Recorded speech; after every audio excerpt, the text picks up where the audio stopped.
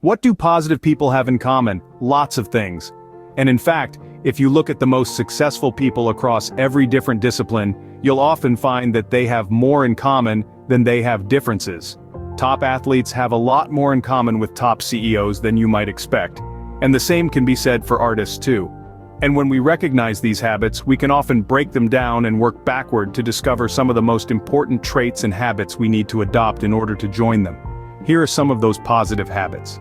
On his podcast, author Tim Ferriss interviews some of the most successful people in the world, ranging from actors to singers to athletes to programmers. One of the things that almost all of them surprisingly have in common is that they start their day with meditation. And of course, a lot of them exercise too. What does this tell us?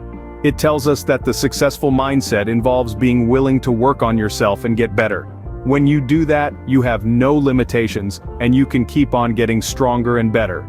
Another thing that you'll find without exception when speaking with successful people is that they have one singular passion that they follow in every single aspect of their lives.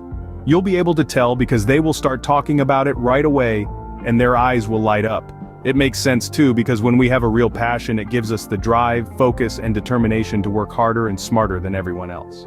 Something else that all of the most successful people in the world share is the willingness to break the mold, to walk the path less trodden.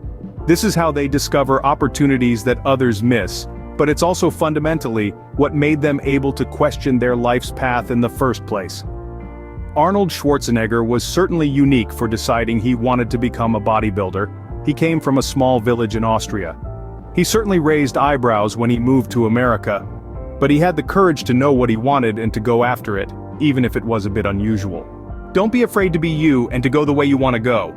Rules are there to be broken. That's why they're called breakthroughs.